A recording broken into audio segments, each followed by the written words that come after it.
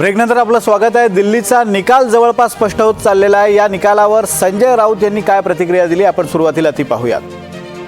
मी कालच दिल्लीमध्ये राहुल गांधीजी यांच्यासोबतची आमची पत्रकार परिषद झाली, त्यातच मी स्पष्ट केलं होतं की दिल्लीमध्येही महाराष्ट्र पॅटर्न लागू केलेला आहे। ज्या पद्धतीनं महाराष्ट्रातला विजय प्राप्त केला, निकाल मिळवले आणि त्यासाठी ज्या प्रकारची लोकशाहीतली घृणास्पद कृत्य घडवून आणली महाराष्ट्रात, आणि त्याचाच काल एक्सपोज ज्याला करणं म्हणतो आपण, ते काल राहुलजींनी केलं।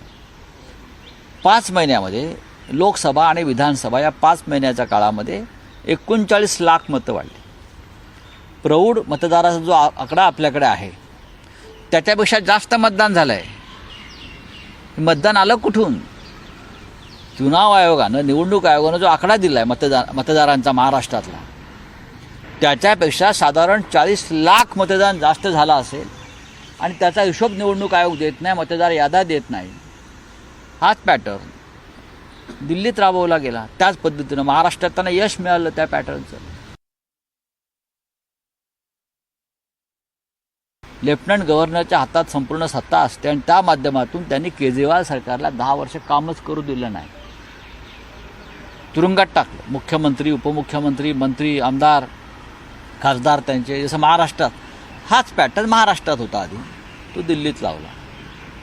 आणि अशा पद्धतीनं पैसे शेवटच्या मिनिटापर्यंत वाटत होते। मी माझ्या डोळ्याने पाहिलं, दिल्लीत होतो मी त्या दिवशी, जागोजाग टेबल टाकून पैशाचं वाटप चालू होतं, आणि पोलिसांना सूचना होत्या तक्रारी घ्यायच्या नाहीत। या पोलिसांना गृहमंत्री अमित शहांच्या कार्यालयातून स्पष्ट सूचना होत्या। अशा प्रकारे निवडणुका देशामध्ये कधी लढली गेली नव्हती हो।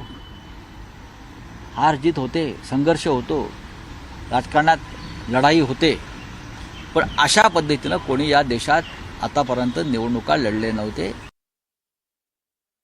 मैंने भी हम पहले दिन से हम यही कहते थे कि अगर आप और कांग्रेस दोनों का जो राजनैतिक प्रतिद्वंदी है, मैं शत्रु नहीं कहूँगा, वो भारतीय जनता पार्टी है। हमको भारतीय जनता पार्टी की हराने के लिए, सत्ता से दूर करने के लिए, आप भी लड़ती है, कांग्रेस भी लड़ती है, लेकिन अलग अलग लड़ते हैं। अगर एक साथ होते तो दिल्ली का नतीजा डेफिनेटली पहले 1 घंटे में ही बीजेपी की हार सुनिश्चित हो जाती।